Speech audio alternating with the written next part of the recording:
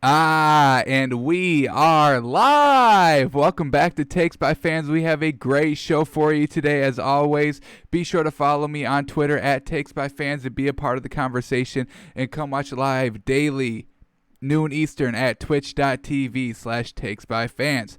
Alrighty, guys. First Monday Night Football under our belts, and we had a doubleheader. Pretty good overall. Got our first look at the Pittsburgh Steelers, who I am big on.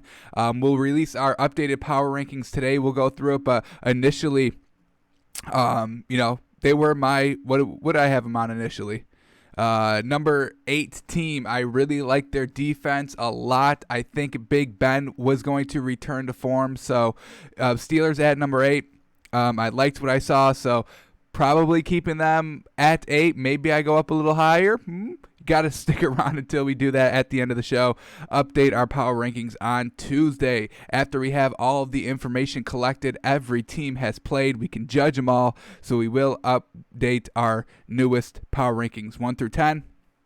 I'll also tell you guys probably, the 2 or 3 teams that are kind of just outside looking in, because there are a couple of teams that I'm still kind of big on that I do want to kind of root for and see how they develop throughout the season, but so far can't put them in the top 10, whether that's a week 1 loss or whatever the case may be. All right, but before we get into all the NFL action, we are going to kind of go through a little bit quicker the remaining of the games that we didn't talk about from Sunday, break down the Monday Night Football games, update our cash and trash list, do our power rankings today, and then tomorrow we will go a little bit deeper into some of the games that I do want to go into. So we'll do a little bit of quick overview of the remaining games that we didn't get to yesterday. But first, we do have NBA on today. There was no NBA playoffs on yesterday. Kind of sad, right? We went, like 2 months of straight basketball every single day. So yesterday was a little bit of a shock to me, not going to lie. No basketball on, but we did have 2 NFL games. So that did kind of make up for it. But today, the Heat Celtics Eastern Conference Finals begin. And man, oh man, I didn't think this was going to be the matchup we were getting, right? Heat Celtics at the beginning of the seeding. Everybody was big on the Bucks. We were big on the Heat and Celtics here at Takes by Fans. So this isn't a big surprise to us. We were never buying into the Bucks. We never bought into the 76ers. We bought into the Raptors a little bit. I won't lie. I was kind of, before the Eastern Conference playoff series between Boston and Toronto, I was high on Toronto. I thought they were going to win it at 7, but after watching game 1 of that series, I really liked the Celtics, so I jumped off the Raptors and said Celtics in 5, and then it was Celtics in 7. So I was kind of wrong either way, but Celtics back in the Eastern Conference Finals, and now we get this Heat team, this deep, complete Heat team. And I think we have to rock with the Heat in this series. We'll do our moneymaker in just a bit for this doubleheader tonight, but Heat, I think they are just a more complete team. I mean, they lost, how many games did they lose in the playoffs total? One playoff game, and it was because Giannis went out, so the offense of the Bucks changed a little bit. So, I mean, the Celtics took the Raptors to 7. They did have a nice little break. I think they were 2 or 3 days off. So that's going to be big for the Celtics. Not like the Clippers, who are going to have to play this game 7 and then tomorrow go right into the Lakers series. So, I mean, no time off for the Clippers, even if they win this game 7. But this Heat team, they're a lot more complete, I think, than the Celtics. Bam Adebayo is better than Daniel Tice. So down low, Celtics are kind of going to get broken down a little bit, I believe. Heat just Tyler Hero, Jimmy Butler, Goran Dragic, Kendrick Nunn. I mean, they've got shooters all over the place on this team. So do the Celtics, but the Celtics kind of worried me when I was watching them in Game 5 and 6 that, they just weren't scoring consistently. Kemba Walker took a couple of games off that I wasn't a big fan of. So that's going to concern me a little bit from the Celtics.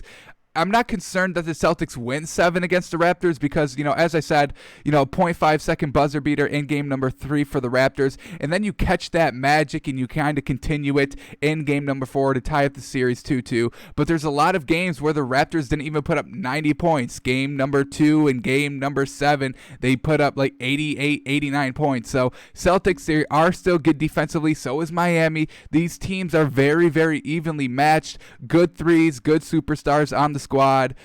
I think the Heat are a little bit deeper, and I think they do have the advantage down low. I'm not a big fan of Daniel Tice. We're seeing him playing pretty much a lot of minutes, and then we see Williams come in off the bench. Still no Enes Kanter. I would like to see Enes Kanter play in the series. I think he is kind of maybe their best defensive center. I said it. Sue me. I don't care. I want to see Enes Kanter play, but this Heat team, they're good down low. They're good from the perimeter. They're good on the drives. This is a complete team. I mean, both of these teams are, nobody's bigger than the team. 1 through 5, we're going to go out there and get it done on a nightly basis. Great coaches. So very, very, very evenly matched teams. If I had to call it, I would probably say the opening line is going to be, I think the Heat are going to be favored in the series. So we'll do Heat -2, and I still like them. I think they win this in probably 6. I think this series is going to go a little deep because these teams are so evenly matched. But I like the Heat overall. I like their depth more. And I think, do I say this? I think I like their reliability, their consistency a little bit more than the Celtics. So I'm going to go with the Heat in the series. Big on the Heat ever since the restart.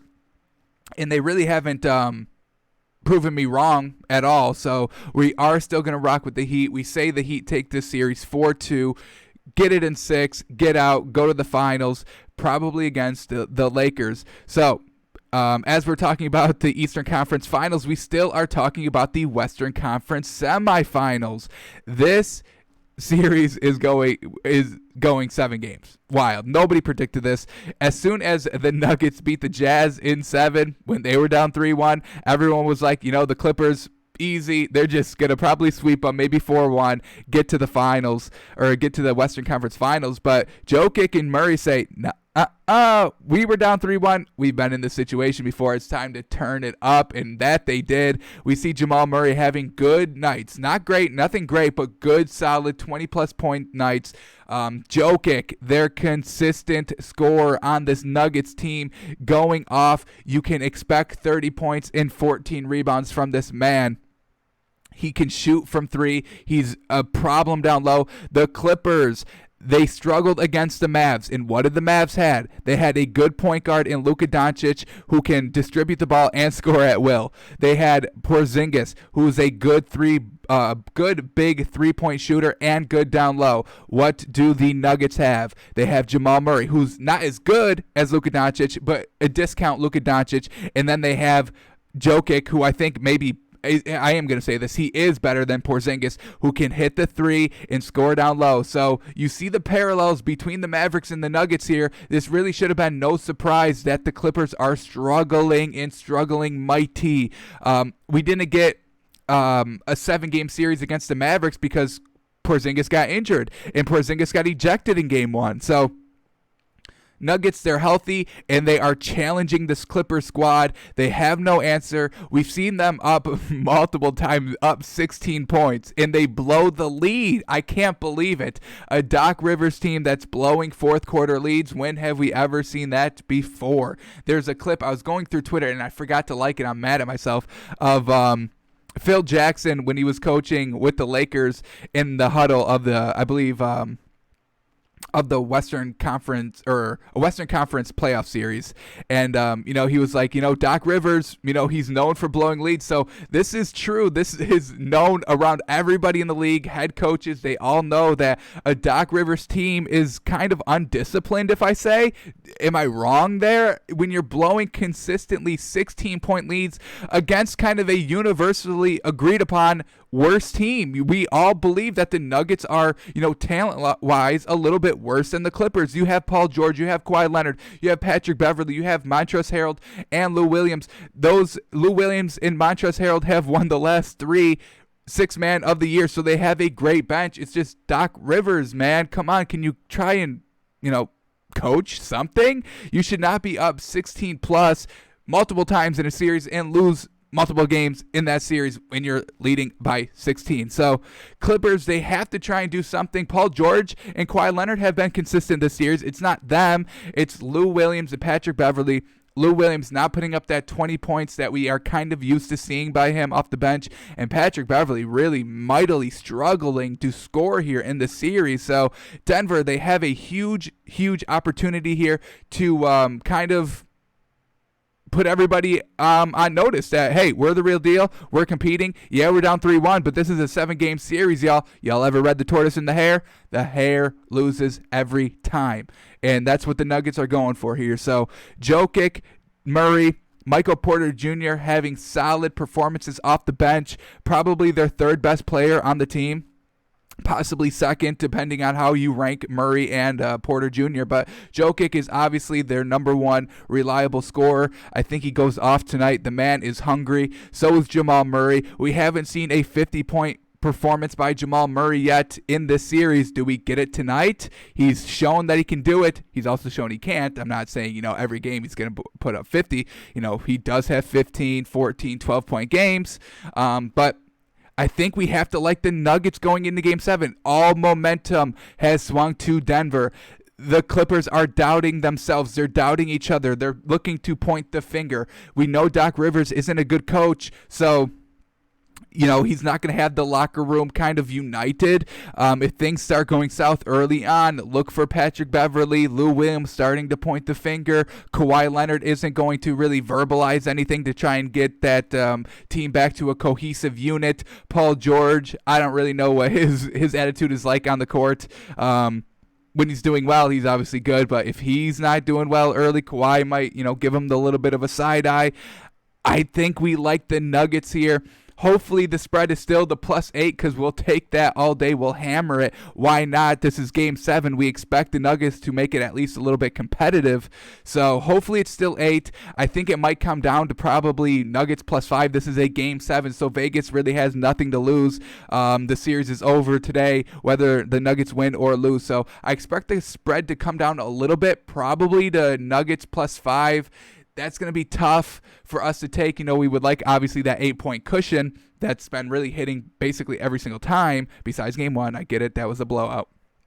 But, I've got no faith in the Clippers. I do not have any faith in the Clippers. I know Kawhi is going to go eat. I know he's going to get 30. I know Jokic is going to get 30. I know Jamal is going to get 20. I know Michael Porter Jr. is going to get 15. I know Paul George is going to get at least 20. But those are all the guarantees that I know. Lou Williams, Patrick Beverley, question marks in this series. Montrezl Harrell has not been looking so great these last 2 games. So I've got to go with the Nuggets here. Nuggets, Lakers, Western Conference Finals. I can't believe I'm saying that. But the Clippers come up small, I think, tonight. We'll see Game 7, 9 o'clock tip, prime time, ESPN. It's going to be fun to watch, y'all. I highly encourage you to watch this game. It's going to be intense because we already know that this Clippers team, they hype each other up on the bench all the time. They're probably the most animated bench, and I definitely respect that. Get your players hyped. You have no home court, so you have to build your own hype, your own momentum. So that's where the bench comes in key, and they're usually talking a lot of shit when they're up, not so much when they're down. So this is going to be very, very interesting to watch. Great game. But I think we're rocking. I'm going to rock with the Nuggets straight up, but we will check the official line. So here we go. We'll do our moneymaker for the NBA and then switch gears to the NFL. So Heat, I think it's going to be -2 for them, and I'm good on taking that. I think it's going to be about +5, 5.5 for the Nuggets, and obviously we have to take that. It's Game 7 with the points. We did that. Remember, we were big on the Jazz really much all that series, but then Game 7 we switched because this is Game 7. We are going to take points. Why wouldn't you? Momentum has shifted all the way to Denver, and I think that's the safest bet. So without further ado, let's check these lines. Get these Up to the minute updates, we get, Heat plus 1.5, so a little bit different than I thought. All right, so Celtics favored in the series. Still, nobody giving any credit to Miami. Is nobody watching them? They are great. They score at 3 pretty much whenever they want, kind of at the same clip as the Heat do, or as the Rockets do, but they're better down low. They didn't have to sacrifice any height to get the threes, so I'm loving Miami here, plus 1.5. Not a big safety blanket at 1.5, but I think they win outright. We are going to go the Heat here. They've had more time off. They're more cohesive. They're more consistent, in my opinion. And Kemba Walker has kind of shown up a little small recently, so we are going to take the Heat. Maybe Kemba can't handle the pressure. He's been in, with the Hornets. They haven't done anything. They haven't faced any big pressure. This is kind of Kemba's first real pressure in the NBA. I know what he did in the March Madness tournament pressure. I get it. But he hasn't faced any NBA pressure. Here he is in the Eastern Conference Finals trying to help lead the Celtics team. So I like the Heat overall. Jimmy Butler, Goran Dragic, Tyler Hero, Kendrick Nunn. I just like them. I just like their pieces better. I think the Celtics have more stars, and I was big on the stars of the Celtics over the role players of the Heat or of the Raptors in that series. But I do like the leadership that Jimmy Butler has, that he brings. Jimmy Butler is a winner, and all he cares about is winning. He will do whatever it takes to win. He doesn't care about his stats, and he doesn't like people that care about stats on his team, and nobody cares about stats on this Heat team. I will tell you that. They're all playing just to win. Now, the one knock that I will give this Heat team, that they've been a little bit more cocky now that they're in the Eastern Conference Finals. If you're looking at social media, you're seeing a lot of shirts that are being worn that had like players from the Bucks as like I forgot who wore the shirt, but it was like I forgot who it was. It was a Heat player with their face, and they were carrying like babies of the Bucks players. So I mean, they're getting a little bit of little cocky now. They're like, yeah, I mean, we're good. Like, they're admitting they're actually good now. They're like, why is nobody was watching us, but we're good. So I don't like the cockiness and just like the forwardness that they are good, that the Heat are projecting. So that will be the one knock in game number 1. They may not be ready. They may be overdoing it. But overall, I can't, after I'm measuring, I'm weighing, I'm running these numbers, that's not going to affect it too much. I still like the Heat in the spot. Alrighty, Nuggets plus 7.5. So it started about 9.5, from game 1, slowly dropped to 8.5, and now it's at 7.5, and it's still good. 7 points is still a lot in the NBA. So this is a definitely great spot. Game 7, take the points. Nuggets have proven that they can beat the Clippers. If they've got a big lead, it doesn't matter. They'll erase it instantly. Denver is always good in the fourth quarter, where the Clippers, they lose leads. Clippers haven't really been putting up a lot of points either in the series, struggling to get over that 100-point mark in these last couple of games. Nuggets, Jokic, Murray kind of consistent on the scoring end. So I do like the Nuggets here at plus 7.5. Clippers bench is not showing up. Patrick Beverley's not showing up, so I will take momentum shifted to the Nuggets. Nuggets already played in a Game 7 earlier in this year against the Jazz, win it outright. And I think they do it here as well. I think we see the Nuggets in the Western Conference Finals, and Kawhi is second-guessing coming to L.A. So the official moneymaker for today will be Heat plus 1.5 and Nuggets plus 7.5. Be sure to join the Patreon. $5 a month supports the show, and whenever we hit a moneymaker here, we send out a free jersey of your choosing randomly to a randomly selected Patreon subscriber. So go and do that. We've already given away a couple. Waiting for those to ship out, and so we can get some, proof for you guys that I am not just bullshitting. We do have jerseys on the way. So, Heat plus 1.5, Nuggets plus 7.5. I'm really liking this. I would hammer this pretty hard. I would at least hammer this Nuggets plus 7.5 very, very hard. I think this is a guarantee. Whether they win or lose, they're going to cover plus 7. I don't think the Clippers will be ready here in Game 7. Alrighty, no NBA games yesterday, so we can't update our cash and trash list. Got to leave that as it is. So let's shift gears to the NFL. We took a little bit longer than we really wanted to, especially on Monday. So the new schedule going out Monday, we are going to kind of run through the games pretty quickly because it's football. They all play on one day, so we are kind of stuck with Monday being a big day, full day. So we'll go through the games a little bit quicker. Tuesday we'll do we'll go over the Monday Night Football games. We'll do our power rankings update. Also on Monday we'll do our cash and trash list as we're going through the games.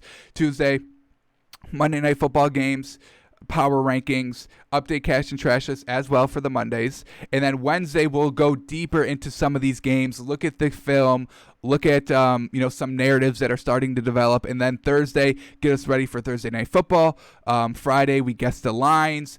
Thursday we guess the lines. Friday we do our moneymaker, getting us ready for Sunday. Saturday just kind of, getting us prepared for the Sunday matchups. And then Sunday kind of a week review. So that is now the new tentative schedule. I did not like how much time we spent on those on the games on Monday. Monday we just want to get all the information out and then kind of, analyze going forward from there. But we have to have a jumping off point. So we will get right into these games. We left off on Bears, Lions. So we'll start here. Colts, Jags. Off on the Colts. Done with them. I tried, if you were listening to the show, I was big on the Colts. They kind of already had that winning culture established last year with Jacoby Brissett. They bring in a big upgrade, I thought, in Phillip Rivers. But, Phillip Rivers is resorting back to old Phillip Rivers, and I'm done with it. I'm not even entertaining this idea anymore. I'm off the Colts. I'm off of them. I will never get back on them. I don't care what Phillip Rivers shows me. I just needed one game to find out that he is still Jameis Winston, but Phillip Rivers. Look at this. Great completion percentage, 36 of 46. I'm not knocking that. I'm not knocking the 363 yards. I'm knocking the careless interceptions all the time. He had 20 last year. I think he went 23 touchdowns or 26. It was one of those two, and 20 interceptions. And here he is, 1 touchdown, 2 interceptions. I just can't anymore. Colts, you have to bail on Phillip Rivers. As soon as possible, really. It's not going to work out. It's never going to work out. He's never going to change. He'll always throw these interceptions. He is Jameis Winston. Do not fall in love with the production of yards and touchdowns that he throws, because it's only going to lead to an 8-8 season, a 7-9 season. We've seen it. We've seen it again, and we saw it a third time with Jameis Winston. It does not work out. That's why he's the third-string quarterback in New Orleans, trying to learn to cut down on the turnovers. Unfortunately for Phillip Rivers, it's too late. He's at the tail end of his career, literally the end of his career. Thought he could, make a run here, a last-ditch effort to win a ring, and he's proven me wrong. So I'm jumping off of the Colts here. We'll never go back on him. I don't care what Phillip Rivers shows me. I'm off of the Colts. And I think I have to swallow my tongue now because I was bashing Gardner Minshew a little bit. I didn't want to believe the hype. Not great overall performance. I mean, the completion percentage is very good, 19 of 20. I'll give him that. But the 173 yards, a little bit of dink, a little bit of dunk, not airing out the ball a lot. And that's no disrespect to him. They don't have a ton of great deep threat receivers. Maybe DJ Chark is their best deep ball receiver. 25 yards for him. He did catch a touchdown, so I will give him that. Gardner Minshew also threw 3 touchdowns, no interceptions, and I can definitely respect the game manager on this Jacksonville Jaguars team, no doubt, especially if you're winning. I can definitely respect the game manager, but may have been a little bit wrong on Gardner Minshew. He knows what it takes to win a game, and he's doing that, not overplaying, not underplaying, just game managing, and I can definitely get behind that. Let's get to these interceptions and when they happened for Phillip Rivers. We see it here, and then they respond with a touchdown. They go up, or they tie the game 7-7. The second interception came in the fourth quarter when they were already down 24-20, and then they go down 27-20 because of that interception, and now they're in their last drive having to score a touchdown, and it just doesn't happen. Look at this. This is their last play, 49 seconds left, 4th and 5 from Jacksonville's 26, and it's a Phillip Rivers incomplete pass. So he can't even make up for his mistakes on interceptions by scoring a touchdown after. It's not happening. Unfortunate. Colts fans, I'm sorry. Phillip Rivers is not the answer. Alrighty. Here we go. Moving on. Oh boy, the Green Bay Packers. Once again, I was kind of wrong. I was right about the game overall. I was kind of wrong about Aaron Rodgers and Green Bay taking a little bit of a step back. I mean, 13-3 and try to go right back to the NFC Championship. You know, it's hard, but man, Aaron Rodgers is a bad man, y'all. Look at this man. 32 of 44. Fantastic. 364 yards, 4 touchdowns. 4 touchdowns, no picks. This is how you do it, Phillip Rivers. This is how you compete for a ring every single year, not 23 touchdowns and 20 picks. That doesn't get it done. Aaron Rodgers would never think about doing that. That thought would not even cross his mind to go 1-for-1 touchdown to interception ratio. This man is always at 3, 4-1. Very impressive. Still looking good.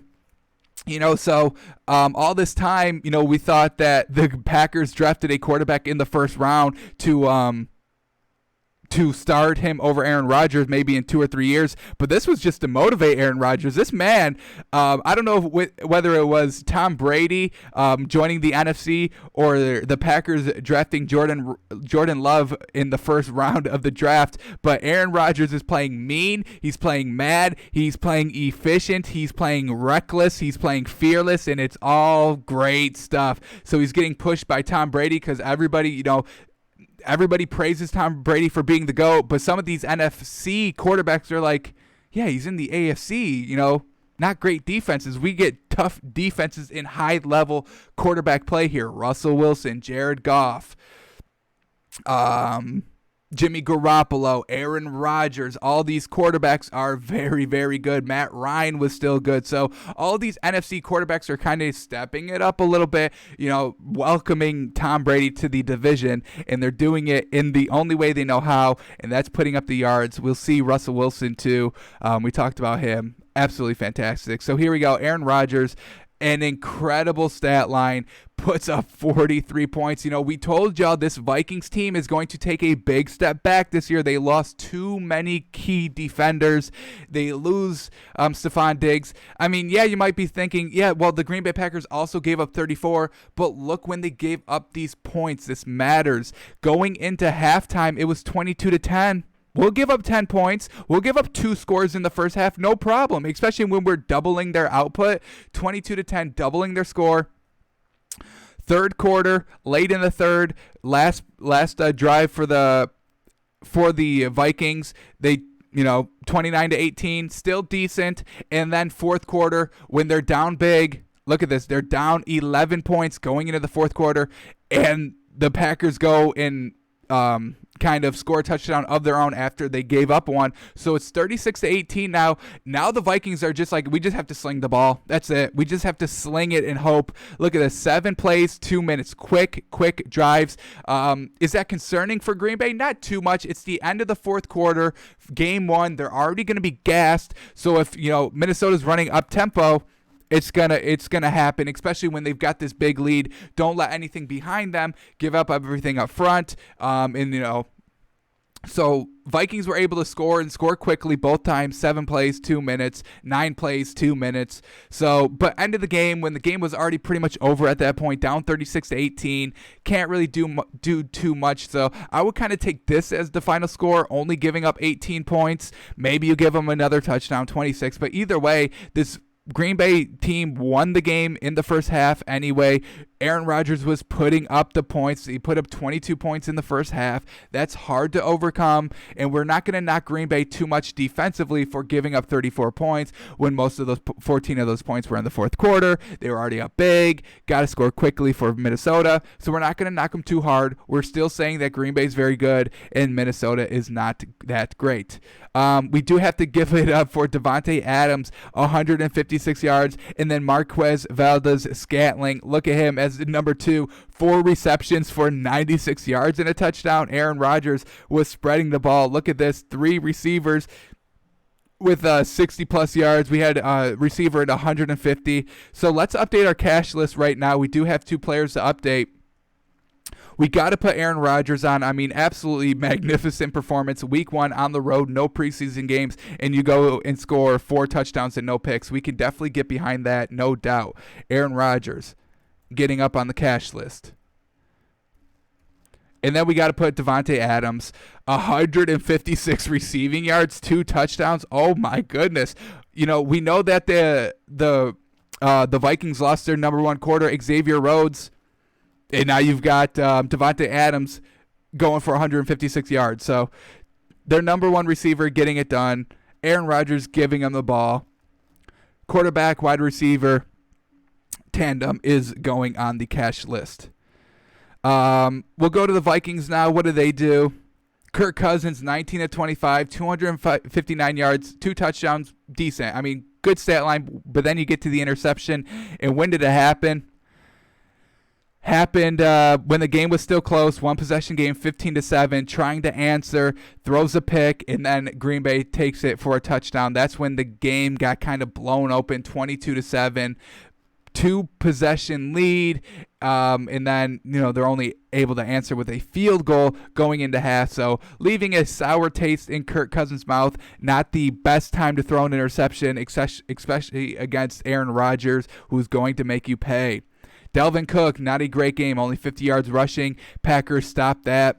Adam Thielen, good. This is very good by him. 6 receptions for over 100 yards. So, the number 1 receiver being placed onto him, having, the eyes of the number 1 corner for Green Bay. He's still able to be productive. This is a good sign if you're a Vikings fan, and we can definitely respect this. Over 110 yards and 2 touchdowns, but just don't have that second. We saw Aaron Rodgers give Davante Adams that 150 yards and then Scantling the 96. They just don't have that number 2 receiver now because they got rid of Stephon Diggs. That was going to be the other big problem. Bad defense, and now you don't have a number 2 option at receiver, and they're feeling it there in Minnesota as they lose 43-34. Already, Miami and New England. Now, I am big on New England. I thought Cam was going to be good. He is still good.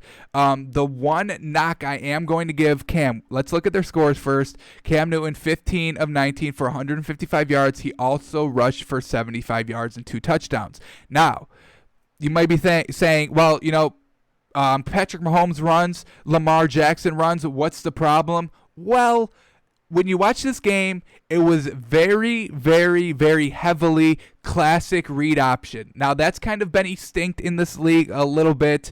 Lamar Jackson and Patrick Mahomes are dual threat quarterbacks, but their dual threat is an afterthought, where Cam Newton, his legs are kind of a majority of his game. It's like 50-50 running and passing, whereas Lamar Jackson and Patrick Mahomes, it's more like 80% passing, 20% running. Lamar Jackson's a little bit his is like 75-25, where Patrick Mahomes is like 80-20. I would maybe even go like 85-15 pass to rushing yards. But Cam Newton, his legs are a huge part of his success. We saw that, he carried 15 times. He passed 19 times. So that's a big, big balance. I think it's going to hurt them because I do think this is kind of an extinct play style. Hasn't really happened since like 2016, 2015. Cam Newton is the last true dual threat 50-50 quarterback. We're kind of moving away from that, where pure passers with good legs, passing 80% of the time, running 20% of the time. So that is going to be the one knock I am going to give the Patriots. They're still looking good defensively. Ryan Fitzpatrick, 3 interceptions. They're really kind of killed the Dolphins. This was a close game. Don't just get caught up on the 10-point loss. This was very, very close. Going into halftime, it was 7-3. Our defense was getting it done, making big plays, big drives that turned it in our favor by a turnover or a missed field goal in this part. So we kept it close, but then interception, not good offensively. Ryan Fitzpatrick not being able to move the ball. So we are going to see Tua a little bit earlier. No, right kind of exactly when we said. So we said that Tua is going to start week 3, and I think he is, because Ryan Fitzpatrick is not giving us a chance to win these games. 3 interceptions is not going to get it done, especially one that killed our moneymaker. We would have hit on a moneymaker if he didn't throw this pick. We may get into this a little bit deeper tomorrow, but with a minute 36 seconds left, we're on New England's 10-yard line, and we're down 10, and he throws a pick. So we would have went for a field goal if he didn't throw that pick, cut it down to 7. We would have pushed. If he throws a touchdown, then we only lose by 3. We win. So, he crushes our moneymaker on top of losing the Dolphins game. What is that, Ryan Fitzpatrick? So I do think he is going to be Tua is going to be implemented right on week 3. I think he's scheduled for that Thursday Night Football against the Jags. I do think that's when he makes his performance, but Ryan Fitzpatrick not getting it done here. 20 of 30, 191 yards and 3 interceptions. Devontae Parker went out with a hamstring injury. That's not great. He's a good receiver, but he does have a history of hamstring injuries. We'll look at their defense. Stephon Gilmore, interception. Adrian Phillips, interception. J.C. Jackson, an interception. So their defense was still pretty good. They held us to 11 points. I'll give them that. But Ryan Fitzpatrick kind of hurting us a lot with the 3 interceptions. But still, Patriots good. Bill Belichick, they still have him. Cam Newton proving that he's still a good quarterback. We'll see how long this mostly read option run offense lasts in the league. Alrighty, Washington, Philly. Oh, and we also have no cash or trash list for this game. Alrighty, here we go. Eagles, Washington. Carson Wentz, what are we doing? Look at this, man. They get out to a 17-0 lead. Carson Wentz, 5-yard touchdown pass, 6 plays, 57 yards, marching down the field. Then they get a field goal, 11 plays, 6 minutes, eating up the clock, long drives, resulting in points. Very, very good. Washington can't do anything early. 3 and out, 4 and out, 3 and out again, punt. Missed a field goal. Then they go and score another touchdown. 6 plays, 47 yards. Very good there. Carson Wentz, 34-yard pass, 17-0. You thought the game was over. Another game that ruined our money maker. We had the Eagles minus 5.5. They were up 17-0. We thought we were in the clear, but then Carson Wentz starts throwing interceptions. I mean, up until this point, 17-0, Washington can't do anything. Punts, 4 and outs, 3 and outs, 9-play drive that results in a missed field goal. We've seen that time and time again. A lot of kickers missing field goals. But then Carson Wentz starts throwing interceptions, and that's never good. Interception leads to a short field, 5 plays, 45 yards, leads in a touchdown, making Dwayne Haskins look good out here. All right, but it's not over yet. Still, punt, 3 and out, end of half. But an interception comes, and it comes with that a short field, 5 plays, 20 yards, touchdown. All right, can't get any worse, right? Well, they get a field goal to tie it up. Once again, a 3 and out, just a lucky 5-play drive there. Turnover on downs. They went for it. Once again, Eagles, where were they? At Washington's 45. So another kind of short field. Washington able to start at their own 45, get a couple of yards, get a field goal, tie the game. So short fields for Washington. It's not Dwayne Haskins making the plays. It's Carson Wentz making the plays for Washington in this game. Alrighty, is there another one? Well, then they finally start to catch momentum a little bit. 17-17 tie game. They go on a 13-play, 6-minute drive. I'll give them this. This was absolutely fantastic. Huge drive, ate up a lot of the clock, and you ended up getting a touchdown out of it. Eagles couldn't do anything. Another turnover on downs, going for it on 4th and 3 at their own 42. Doesn't work. Another short field for Philadelphia. They cash in with a field goal, and that is just over. They fumble. Not a lot of time. No time left. 3 minutes left. They fumble. Game over. And Eagles blow a 17-0 lead. Carson Wentz, 24 of 42. Very not good. 270 yards, 2 touchdowns, 2 picks. Not good. That's not going to win you the game. So we do have to put Carson Wentz on the trash list. I mean, you're up 17-0, and you just give the game away, literally.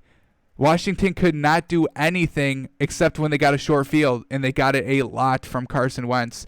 Turnover on downs, picks that Carson Wentz.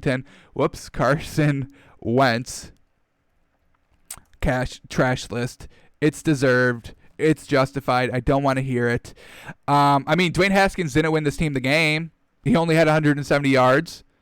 178 yards, 1 touchdown, 17 of 31. I mean, he didn't play great. I'm not giving it up for Washington. What I am going to respect Washington on is their defense. Their defensive line in particular, all the sacks. It was kind of very impressive to watch. Look at this. We got John Bostic, 1 sack himself. Ryan Kerrigan, classic defense there. He's been with Washington basically his entire career. I think his entire career. 2 sacks for that man and 2 tackles for losses. We get Matthew Ioannidis, a sack and a half. Montrez Sweat, 1 sack, 2 tackles for losses. Chase Young, sack and a half, rookie. Jonathan Allen, half a sack. They were just getting to Carson Wentz. Darren Payne, another half a sack. So we're not just going to give it to one player for Washington. We're going to put their entire defensive line up on the cash list. Absolutely fantastic. Washington's defensive line.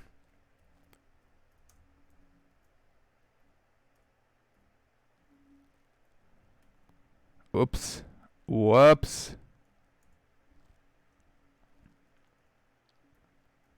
Here we go. All right, Washington.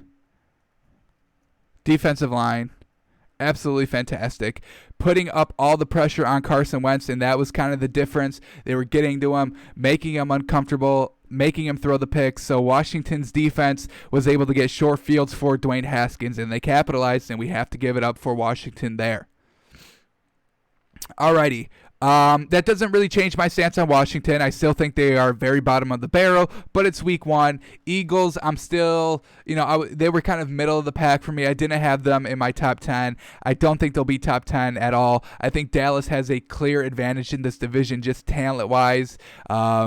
Giants, not still good. Washington, I'm still not buying into them. And Eagles, we see them give up 17-0 lead.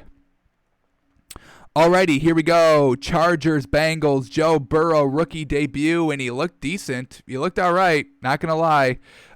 Let's see what he did first. 23 of 36, 193 yards, 0 touchdowns, 1 interception. Not great overall, but not bad. Good starting platform, kind of what you would expect from a rookie quarterback. This game was not high scoring, obviously, as you can see, 16-13, a lot of punts. You can see Bengals strike first, go up 7-0. Joe Burrow up the middle, so he's able to rush as well. Dual threat, 23 yards rush up the middle for the touchdown. But this game is close down the stretch, and fumble, interception. So fourth quarter, who fumbled? Who fumbled first? Joe Mixon. He fumbles the ball. Not great, especially when the Chargers take the lead off that fumble. Then Joe Burrow tries to come back, maybe tries a little bit too hard. He throws an interception at the Chargers 23, so they would have been able to kind of tie the game if it wasn't for that interception, but the defense holds, so good job there, and they're able to go on a 14-play, 3-minute drive, get them into good field goal position. A 31-yard field goal is no good. Oh, that's absolutely crushing, especially when your quarterback, look at this, 7-yard run by Joe Burrow. 4-yard pass, 8-yard pass, 15-yard pass. He's driving the ball. 7-yard run by Bernard. 10-yard pass. 12-yard pass, 5-yard pass, 6-yard pass. Joe Burrow leading his team down the field. 10-yard pass. Then they get a penalty. That's nullified by a touchdown. Unfortunate. or touchdown nullified by a penalty. What was it? Offensive pass interference by A.J. Green. Not great. So they do have to settle for the field goal here. 7 seconds left on the clock. Unfortunately, it does not go. So we do have another kicker on the trash list. We have to put him on. Randy Bullock, kicker for the Bengals. I mean, you're ruining Joe Burrow's debut. I mean, that should have been a game-winning or game-tying touchdown drive engineered by Joe Burrow, but we get a missed field goal that kind of ruins the narrative of Randy Bullock. So definitely got to put him on the trash list. Chance to tie the game, chance to make Joe Burrow look good in his debut, and you blow it. A kicker blowing it for the quarterback? Come on. You're irrelevant compared to the quarterback. Very irrelevant.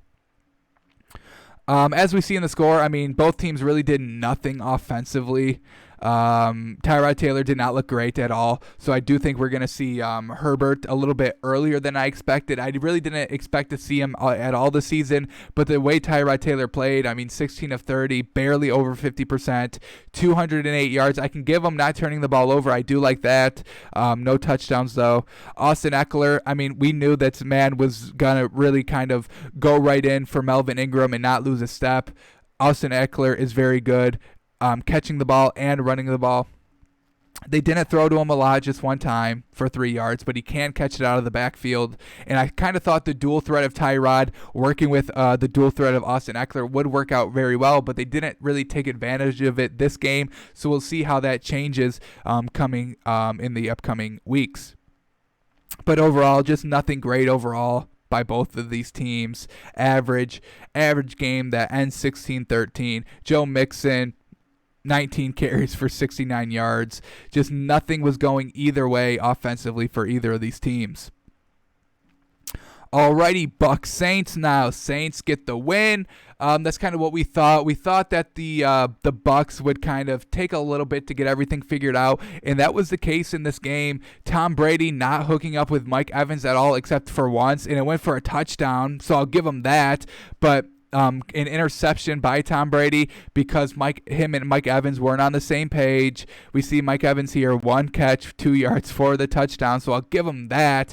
But we definitely need to see Mike Evans have more of a bigger role in this offense. He is their number one wide receiver. Yes, he is battling the hamstring injuries that he's had for much of his career, but he does just need to stay on the field and get it together with Tom Brady because Tom Brady is looking good, so I'm not going to join in on the Tom Brady slander that's been going on so far this week. We're not going to knock Tampa Bay too hard for this loss because this Saints team, you see on my power rankings going into this week, they were the number 2. Their offense and defense are both absolutely stacked. They were able to pick off Tom Brady twice. One was a pick 6, and that was kind of the game changer. Here we go. Tom Brady able to score first, right up the gut for the touchdown, rushing touchdown for Tom Brady. Saints come back and score. Then we get a Tom Brady interception, which leads to a Drew Brees touchdown, or Alvin Kamara right out the rush, but Drew Brees got him down there. Then a blocked field goal, so once again, not great. That leads to 3 points, so huge swing here, goes up 17-7 for the Saints. And then we get the pick 6, which makes it 24-7. And now Tom Brady's playing angry. So they go on this 2-play, 30-yard drive. Great. What happened? A 45-yard penalty. So big penalty that puts them into field goal position on the defensive pass interference. They drive down the field very quickly because Tom Brady's upset and he's down big. So not going to excuse this touchdown from the Saints. 24-14. Just still nothing going on. Field goal makes it a 1-possession game. But then Drew Brees clutch mode comes out. Good 6-play, 61-yard drive here. Extends the lead up to 31-17. They tack on another field goal. And then it's just over at that point. But Tom Brady still looked good. His arm was looking good. 23 of 36, 239 yards, 2 touchdowns. That's good, but he did have 2 interceptions and a pick 6 to go along with it. All right, the receivers, Chris Godwin, 79 yards. We get Scott Miller, Didn't think he would be that involved, but he was. 73 yards. O.J. Howard, good tight end there. 36 yards. Ronald Jones catching out of the backfield. He also had 66 yards rushing. Leonard Fournette and LaShawn McCoy not playing very much. LaShawn McCoy not playing at all, and Leonard Fournette only putting up 5 rushing yards. So getting him acclimated, getting everything in place. This is a tough Week 1 matchup for the Bucs overall. Just the Saints are so good offensively. We see what Drew Brees did. Classic Drew Brees. He didn't even need to be very good Drew Brees. Short fields, 160 yards, 18 of 30, 2 touchdowns, no picks, gets it done. Alvin Kamara, not a great rushing game, only 16 yards, but Latavius Murray, 48 yards on 15 carries is all right. 3 yards a carry, nothing bad, nothing good either. Jared Cook, classic wide receiver for Drew Brees, leading receiver with 80. Didn't even use Michael Thomas that much. Look at this, 17 yards. But Brees working with short fields off of the Tom Brady interceptions and the pick sixes. Didn't need to be, at 100%, and he wasn't, and he didn't need to be. Just their defense really took over. Couple of sacks, 3 sacks. Couple of tackle for losses. Tom Brady getting knocked down, getting uncomfortable, and it messed with him a little bit. So, Tom Brady, welcome to the NFC. It's going to be a little bit harder than you thought it may have been. So, we're not going to judge the Buccaneers too harshly here. Saints will still be in our top 10, obviously, with this good win. But maybe the Bucs won't be in our top 10. They were number 5 coming into this week, but maybe there's a couple of teams better. We will get into that a little bit later. Alrighty, Cardinals, 49ers, and the key difference is the Cardinals have good wide receivers while the 49ers don't. That's the tale of this game. Cardinals win it 24-20. Kyler Murray looked pretty good, 26 of 40, 230 yards, touchdown, interception, but he also rushed for another 91 yards and another touchdown. Leading rusher, beating out Kenyon Drake, who's a very, very good rusher. He puts up 60 yards himself. But look at this man, DeAndre Hopkins. They brought him in for a reason, and that was to go and be the leading receiver and go and put up 100 yards receiving every game. 151 yards receiving, no touchdowns, but just that deep ball threat, that consistent number 1 wide receiver that the 49ers, they just don't have. Raheem Mostert, leading rusher, but he was also their leading receiver, and their second leading receiver was their tight end, and then their main receiver was only 1 catch for 41 yards, and they don't have Emmanuel Sanders anymore, so not a lot of good weapons at the receiver position for 49ers. We see their top 2 receivers are a running back and a tight end. That's not great when you compare it to what DeAndre Hopkins is doing for Arizona, that number 1 wide receiver. You need that in this passing league now. Jimmy Garoppolo, 19 of 33, not great. 259 yards is very good. 2 touchdowns, no picks is very good, so I'll give him that. But just when it came down to the stretch, we'll see it here. Close game in the fourth quarter. 49ers were able to take the lead off of a touchdown, but then a nice long drive here, 9 plays for 3:30. Not that too long, I guess. Yeah, not that long. A long drive going before that goes into the fourth quarter, I believe. Yeah, it goes deep into the fourth quarter. Look at this. I mean, we're going 10 minutes into the fourth quarter, so eating up a bunch of clock there. 49ers felt pressure to score back. They do, but then the Cardinals come back and score again. So defense got gassed in the second half, which is kind of being expected here because of no preseason games. So we can kind of take fatigue into it. Their last 2 possessions for the Cardinals were touchdowns, whereas the last 2 possessions for the 49ers were touchdown and not touchdown. Unfortunate turnover on downs. They tried to tie up the game at Arizona 16, but Jimmy Garoppolo just could not get it done in the clutch because they have no number 1 wide receiver. Look where they were throwing to. T. Taylor. What did he have in the game? Trent Taylor, 2 receptions, targeted 5 times. So you definitely need that number 1 wide receiver, and the 49ers are missing that heavily. But we do have a cashless performance in this game, and we have to give it up for DeAndre Hopkins. First game in Arizona, and already set. I think this was his best receiving game in his career. So we'll definitely give it to DeAndre Hopkins for an unbelievable receiving debut for Arizona.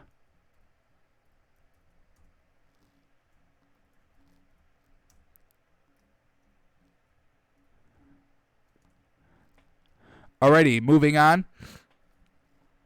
All right. Yep, just making sure we are doing all these at the same time.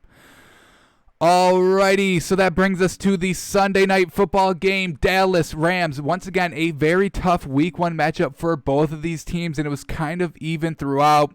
A call, hands to the face, did not go Rams' way, which leads to an interception for Dallas. And then in the fourth quarter, Dallas pass interference that really shouldn't have been called. So those 2 big calls that kind of determined big moments in the game kind of offset each other, and the Rams win it 20-17. Jared Goff looking decent, 20 of 31, 275 yards. The interception has to go, and a touchdown is needing to be seen.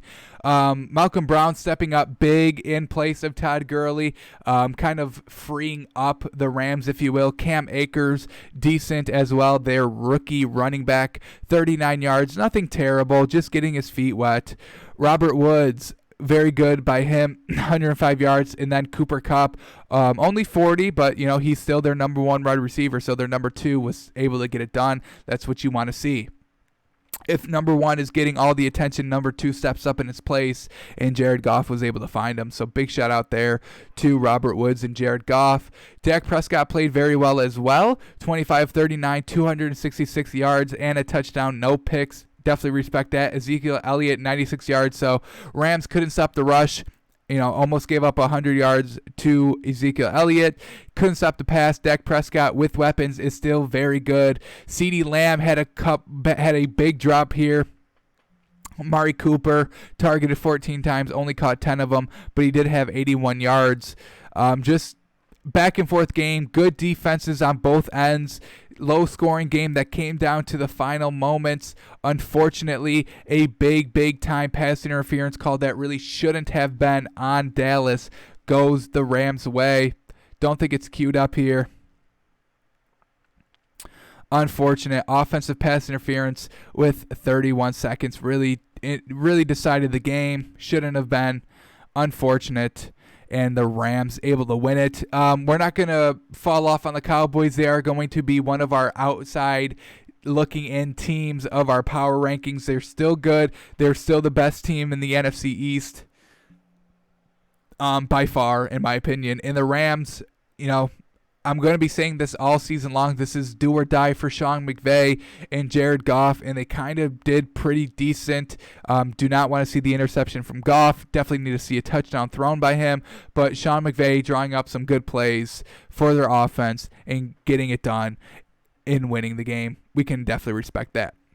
Alrighty, so that brings us up to date from Sunday. Now let's do Monday real quickly. Then we'll do our power rankings. No NFL Moneymaker because today's Wednesday. And then we'll get out of here. So here we go.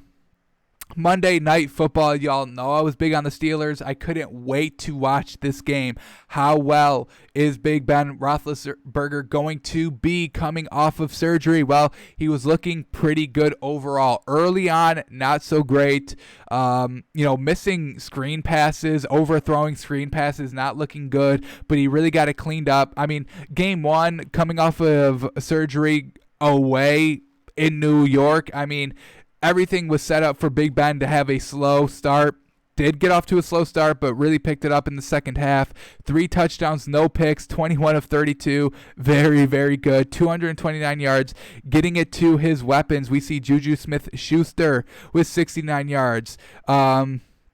James Washington had a big touchdown catch, only 2 catches for 34 yards, but Chase Claypool, 39 yards, Deontay Johnson, 57 yards, and Eric Ebron, good old reliable tight end to dump it off to one time for 18 yards. So spreading the ball around. James Conner, I believe, is injured, ankle injury, twisted it, something like that. So he's going to be out for a little bit, but Benny Snell Jr., very well done. 19 carries for 113 yards. So the running game is still going to be good. The offensive line was all right. I mean, they were able to get, have a 100-yard rusher, but Big Ben was kind of, moving around a little bit more than I think he was comfortable with. So we'll keep an eye on that. But the defense of the Steelers, I'm big on them. Y'all know I'm big on them. I put them in the top 10 just because of their defense, really. And they were able to put the pressure on Daniel Jones. We get 8 QB hits on Daniel Jones with 3 sacks. They were able to pick him off twice. We see Daniel Jones, the 2 interceptions. And, oh, my goodness, when we look at the plays, man,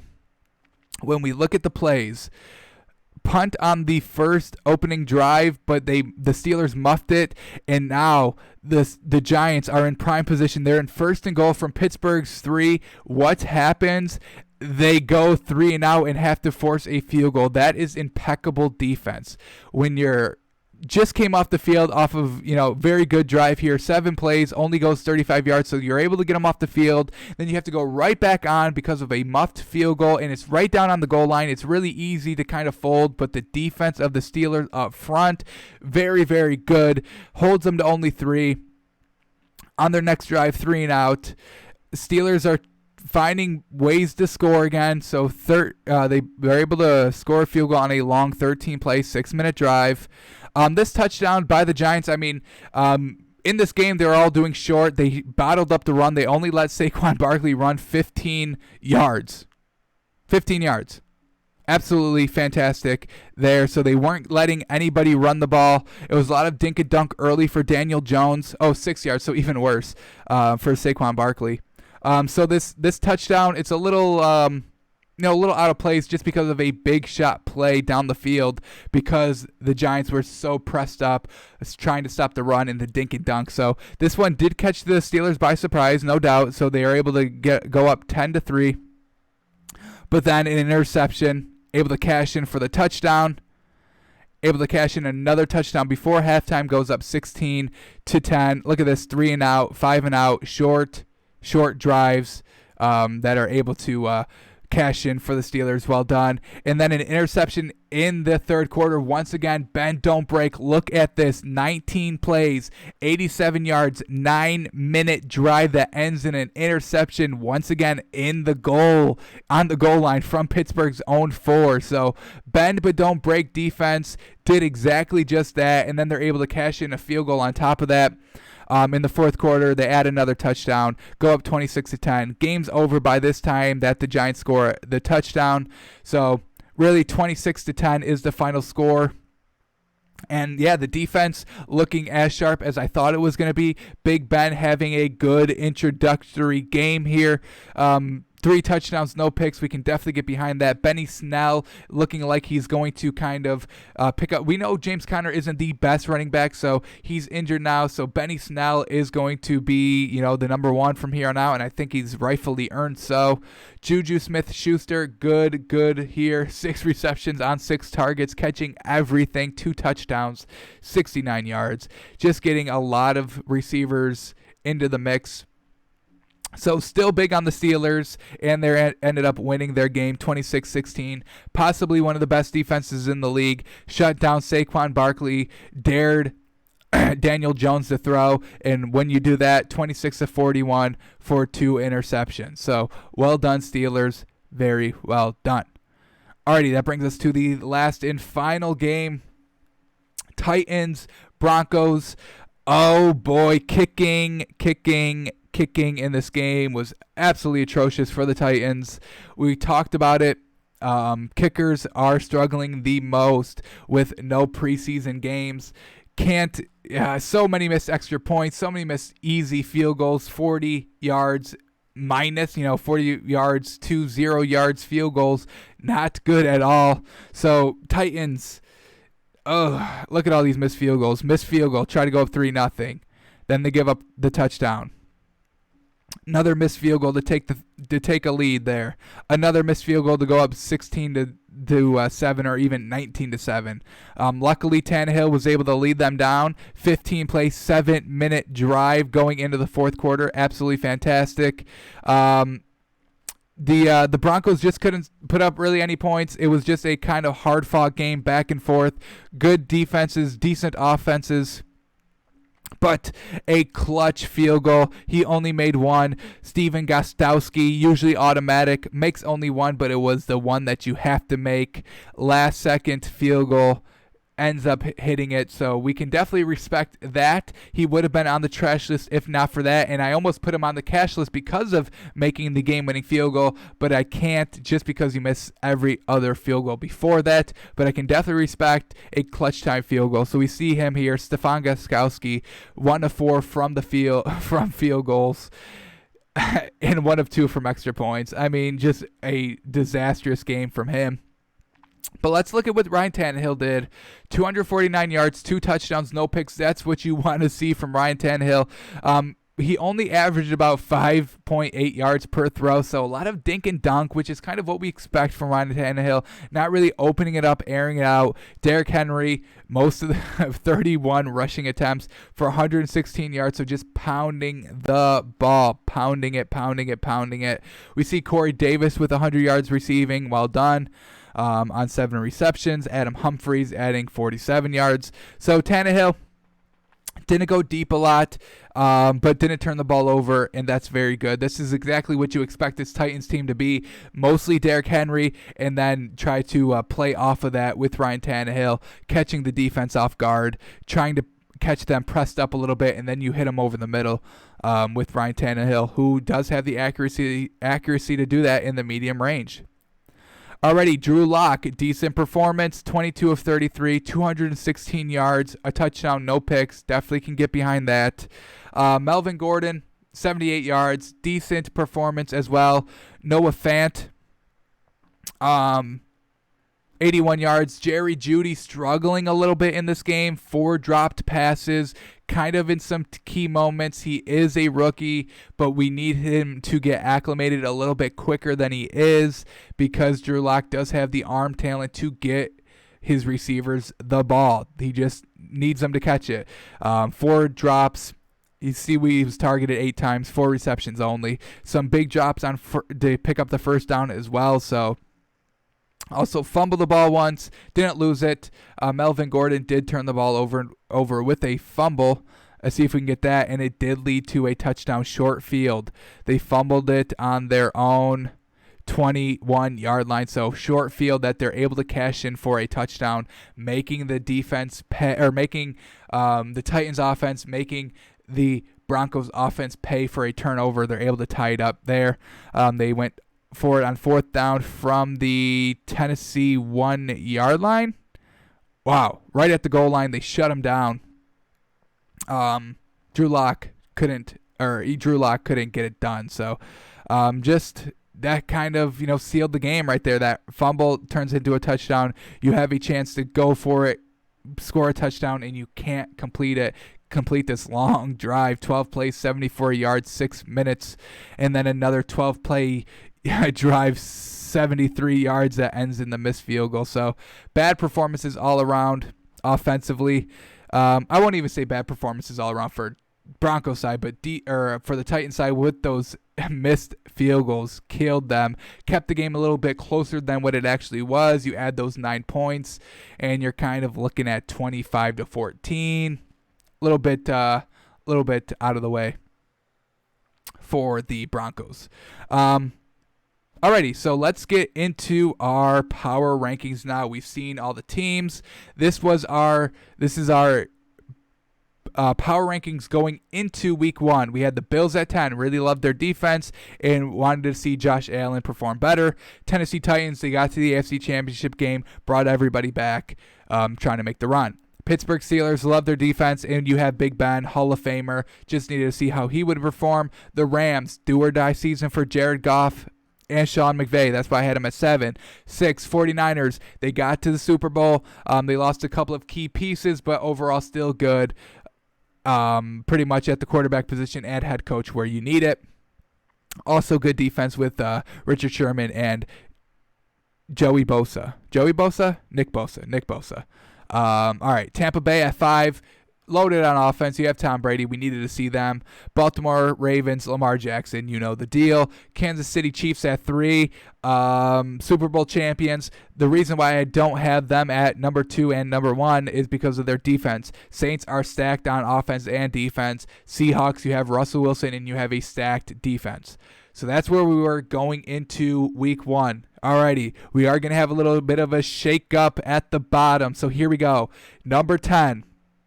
The Bills don't have it anymore. The Bills lose a spot because Josh Allen is still fumbling the football, and some key linebackers for them are questionable with injuries. So we do have to take the Bills out. Josh Allen is not improving how I wanted him to be, and they are overtaken by number 10, your new number 10 here, New England Patriots. You still have Bill Belichick. Cam Newton looked very, very good. The one knock I have on them, I've said it earlier, they're heavily on the read option. We saw Cam Newton run 15 times, pass it 19 times. I don't think that's really sustainable in this league, but so far the defense able to pick off Ryan Fitzpatrick 3 times. Good scoring. Still got Bill Belichick. I still like the Patriots at number 10. I got to rock with them until that read option doesn't work. Alrighty, new number 9. Tennessee will move up a little bit. They're not falling, y'all. Relax. Alrighty, number 9. We are going to put the Arizona Cardinals. Really love their offensive weapons. Kyler Murray can run. Kenyon Drake can run. And we can see DeAndre Hopkins being a problem. 150 receiving yards. You go in to San Francisco, able to get the win, stealing it. So well done to Arizona. They are my number 9 team. Alrighty, the new number 8. We are going to put the Tennessee Titans, so they go up a spot tier.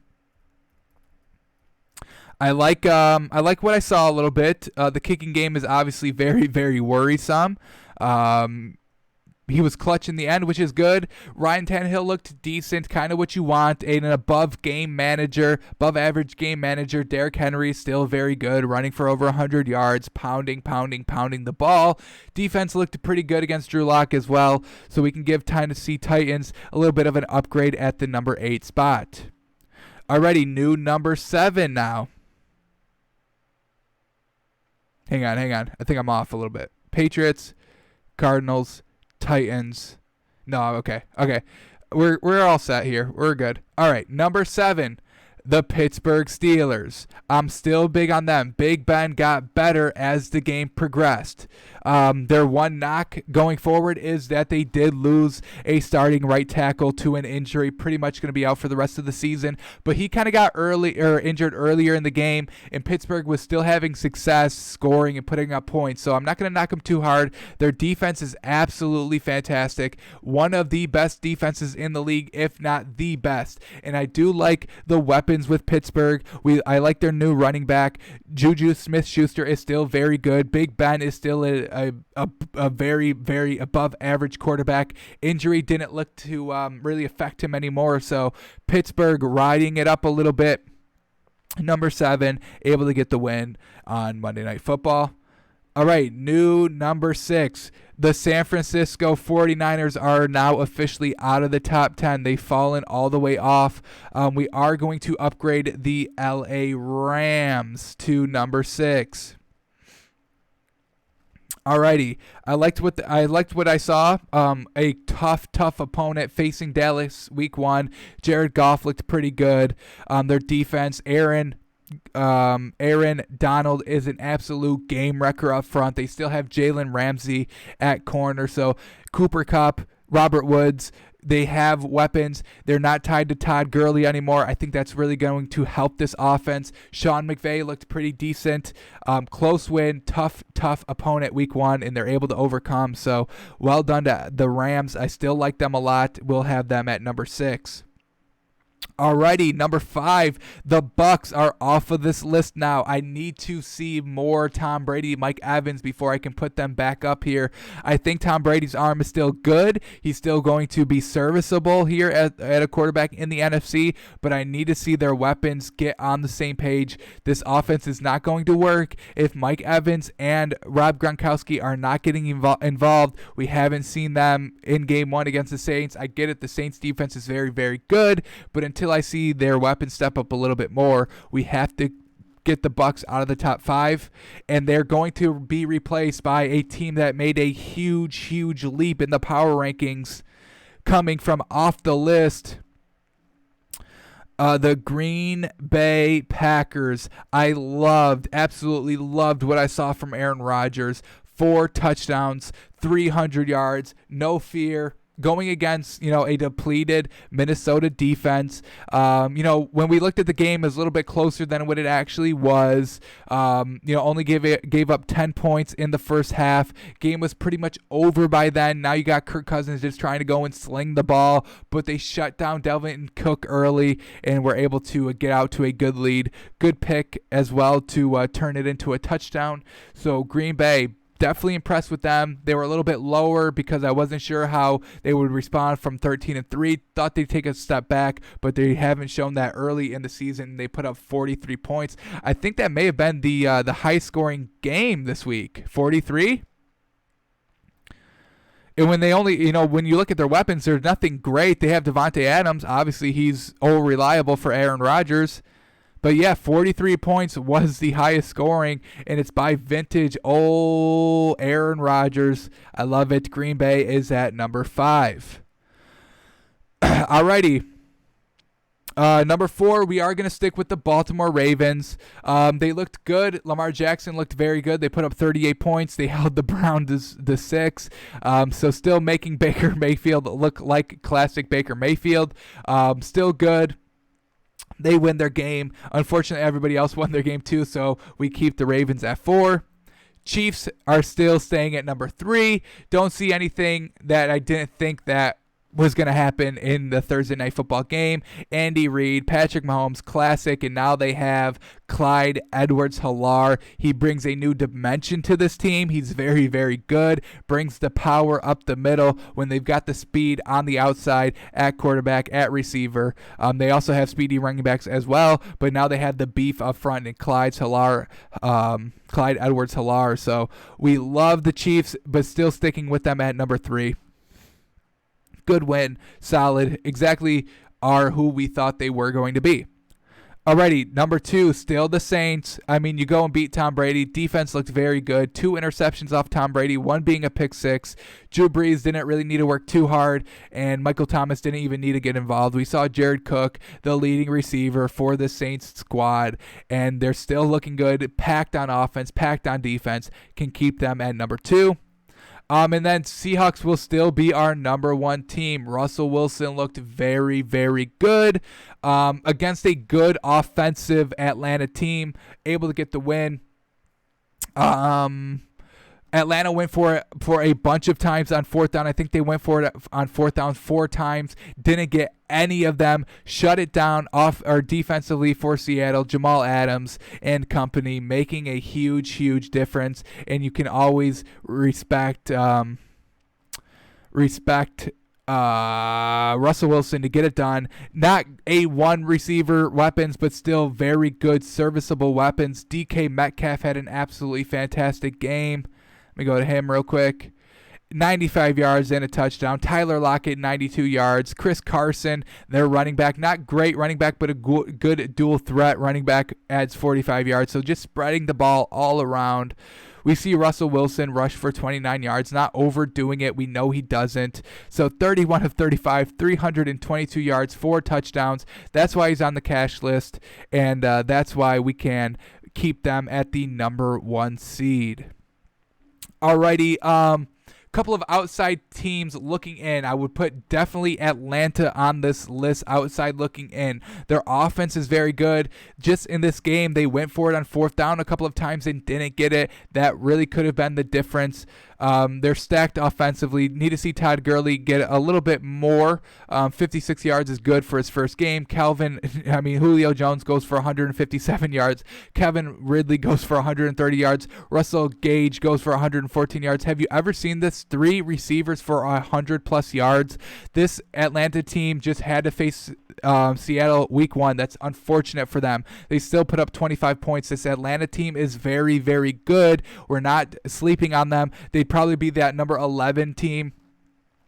Really could have been in the top 10, but I do have to respect the wins, prioritize the wins. So that's why the Falcons are not in the top 10. Just unfortunate that they have to face the Seahawks week 1. Alrighty.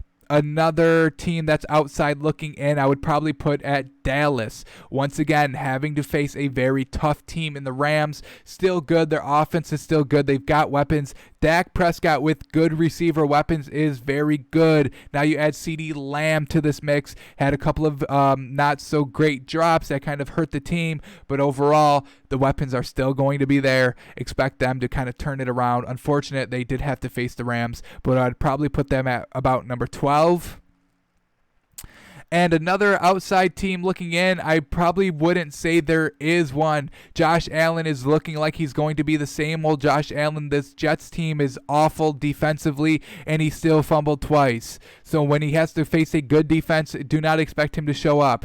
That's why I'm off on them. The Browns, Baker Mayfield is still going to be Baker Mayfield. Doesn't matter. They only put up 6 points. I get that you're facing the Ravens, but when you have all this talent on offense and you can't scheme your way to more than 6 points, I can't get behind them. What else do we got? Vegas, the Raiders looked decent. Their offensive line looked good. Josh Jacobs was able to rush for 3 touchdowns, and I definitely respect that. But definitely not one of the top teams in the league. Bears, Mitch Trubisky just had a good fourth quarter. That's it. Jags, they faced Phillip Rivers, so obviously you're going to win because the man is trash. Not going to buy too much into the Jaguars just quite yet, but they can definitely prove it to me. I mean, Gardner Minshew, good game manager, able to get it done. Vikings, they lost too many good pieces on defense. I don't think they can rebound. They can't outscore the Packers. They shouldn't have even put up 34 points, 14 of those coming from the fourth quarter when the game was already over. Eagles, I think they're going to be really bad this season. They gave up a 17-point lead to the football team. Not great. Not buying into the Chargers just yet. Tyrod Taylor did not look good. Bucks, I guess you could put them at probably number 13 then. Tom Brady is still good. Tom Brady, the arm was looking very, very fine. Just the 2 turnovers. One was a bad read, and one was a miscommunication with Mike Evans. 49ers, you could probably put them outside looking in as well. They just don't have that offensive wide receiver they need. I know they get Deebo Samuels, I think. He may have been injured for this game, but they definitely need some help at receiver losing Emmanuel Sanders. I talked about the Cowboys, Rams, Steelers are in the top 10. Titans are in the top 10. Broncos, they have a little bit of work to do. Only put up 14 points. I mean, that's not going to get it done in any game. Titans defense isn't anything to really, write about, but their power running game is something special. And, yeah. So that will do it for the power rankings. Seeing going forward, we'll see... we'll see how this top 4 shakes out. I mean, these teams are just so good. It's going to be really hard to bring anybody else up from the top 5 into the top 4 just because these teams are so good. It's a huge gap between the talent of these top 4 teams. There's a huge gap between number 4, maybe not even 4 to 5, but from definitely 5 on, there's a huge talent gap. So it's going to be hard. Maybe a little bit of internal shuffle 1 through 4, but I really don't see any of these Rams, Steelers, Titans, Cardinals, Patriots even getting close to the top 4. I really don't see it. So expect the top 4 to be tight throughout. Expect 5 through 10 to kind of fluctuate heavily through the season. But these top 4 teams are leaps, bounds ahead of everybody else. And I say that with the Packers, their offense is great. We just saw them put up 43 points, but their defense is going to need a little bit of work, whereas the Baltimore Ravens, Chiefs, Saints, Seahawks all have fantastic offenses with fantastic defenses. Alrighty, that is going to do it for today. Thanks for watching. Our moneymaker for today is going to be Heat plus 1.5 and Nuggets plus 7.5. So watch that. No football on tonight. Tomorrow we will get into a little bit of deeper into some of these games, watch some more film, break down some plays. I do want to get into Josh Allen a little bit. I know we did talk about him, but I do want to talk about him a little bit more. Who else? I do want to see Aaron Rodgers play on some of these clips. I do want to show the extensive use of the read option of the Patriots, so we'll get into that. We'll probably watch a little bit of Washington's good defense, see what Joe Burrow brought on that last drive. We'll watch that. Probably won't watch too much of the Saints-Bucks game just because it was just a lot of interceptions by Tom Brady. We might watch a couple of them. We'll watch DeAndre Hopkins, see what he did. So we'll just get into that a little bit deeper. We've got Game Pass, so we can watch literally every single play we want. We're hoping that the All-22 film, which is a deeper camera angle, so you can see exactly what's going on. Hopefully that's going to be up by then. It's still not up on this Game Pass website, but we can still watch the plays. So that's what we'll do tomorrow. Kind of figuring out where the narratives are shifting and kind of seeing if they hold any water or not. But that's it. Be sure to follow me on Twitter at TakesByFans and come watch live Monday through Friday. Or no, daily. I got to start saying daily now. Daily, noon Eastern at twitch.tv/TakesByFans. Alrighty, we will see you tomorrow.